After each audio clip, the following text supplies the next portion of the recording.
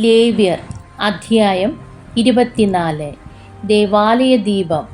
കർത്താവ് മോശയോട് അരുളി ചെയ്തു, വിളക്കുകൾ നിരന്തരം കത്തിക്കൊണ്ടിരിക്കുന്നതിന് ഒലിവിൽ നിന്നെടുത്ത ശുദ്ധമായ എണ്ണ നിന്റെ അടുക്കൽ കൊണ്ടുവരാൻ ഇസ്രായേൽ ജനത്തോട് പറയുക. സമാഗമ കൂടാരത്തിൽ സാക്ഷ്യത്തിന്റെ തിരശ്ശീലയ്ക്ക് പുറത്ത് പ്രദോഷം മുതൽ പ്രഭാതം വരെ നിരന്തരം കർത്താവിന്റെ സന്നിധിയിൽ അഹ്റോൻ അത് സജ്ജമാക്കി വെക്കണം. നിങ്ങളുടെ തലമുറകൾക്ക് എന്നേക്കുമുള്ള നിയമമാണിത്. കർത്താവിന്റെ സന്നിധിയിൽ ദീപപീഠത്തിന്മേൽ അവൻ ദീപങ്ങൾ നിരന്തരം ഒരുക്കി വയ്ക്കണം. തിരുസാന്നിധ്യ അപ്പം. നീ നേരിയ മാവ് കൊണ്ട് 12 അപ്പം ഉണ്ടാക്കണം. ഓരോ അപ്പത്തിനും 10 ഏഫാ മാവ് ഉപയോഗിക്കണം. അവ 6 വീതം 2 നിരകളായി പൊന്മേശയിൽ വയ്ക്കണം. ശുദ്ധമായ കുന്തിരിക്കം ഓരോ നിലയിലും വയ്ക്കണം. കർത്താവിന് അപ്പത്തോടൊപ്പം സ്മരണാംശമായി അഗ്നിയിൽ അർപ്പിക്കാൻ വേണ്ടിയാണിത്. ഇസ്രായേൽ ജനത്തിനു വേണ്ടി നിത്യമായ ഒരു ഉടമ്പടിയായി സാബത്ത് തോറും മുടക്കം കൂടാതെ അഹ്റോനത് കർത്താവിന്റെ മുൻപിൽ ക്രമപ്പെടുത്തി വെക്കണം. അത് അഹ്റോനും അവന്റെ പുത്രന്മാർക്കും ഉള്ളതായിരിക്കും. അവർ അത് വിശുദ്ധ സ്ഥലത്ത് വെച്ച് ഭക്ഷിക്കണം.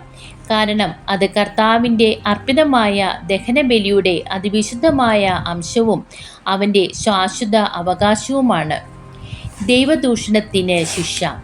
ഇസ്രായേൽക്കാരിയിൽ ഈജിപ്തുകാരന് ജനിച്ച ഒരുവൻ ഇസ്രായേൽ ജനത്തിനിടയിൽ വന്ന് പാളയത്തിൽ വെച്ച് ഒരു ഇസ്രായേൽക്കാരനുമായി വഴക്കിട്ടു. ഇസ്രായേൽ സ്ത്രീയുടെ മകൻ തിരുനാമത്തെ ദുഷിക്കുകയും ശപിക്കുകയും ചെയ്തു. അവർ അവനെ മോശയുടെ അടുക്കൽ കൊണ്ടുവന്നു. അവൻ്റെ അമ്മയുടെ പേര് ഷെലോമിത്ത് എന്നായിരുന്നു.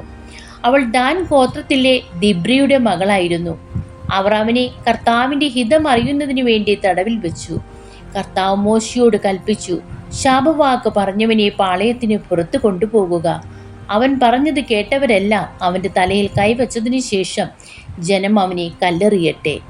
എന്നിട്ട് ഇസ്രായേൽ ജനത്തോട് പറയുക, ദൈവത്തെ ശപിക്കുന്നവൻ തൻ്റെ പാപം വഹിക്കണം. കർത്താവിൻ്റെ നാമം ദുഷിക്കുന്നവനെ കൊന്നുകളയണം.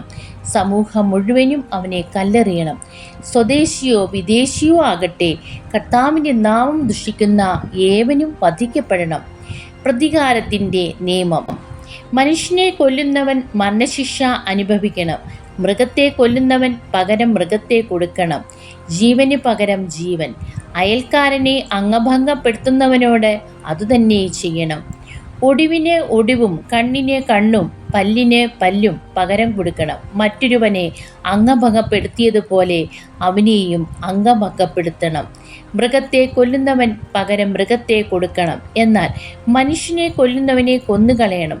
സ്വദേശിക്കും വിദേശിക്കും ഒരേ നിയമം തന്നെ. ഞാനാണ് നിങ്ങളുടെ ദൈവമായ കർത്താവ്. ദൈവദൂഷണം പറഞ്ഞവനെ പാളയത്തിന് പുറത്തു കൊണ്ടുപോയി കല്ലെറിയണമെന്ന് മോശ ഇസ്രായേൽ ജനത്തോട് പറഞ്ഞു. മോശയോട് കർത്താവ് കൽപ്പിച്ചതുപോലെ ഇസ്രായേൽ ജനം പ്രവർത്തിച്ചു. ദൈവമേ, സ്തുതി അങ്ങേക്ക് യോഗ്യമാകുന്നു.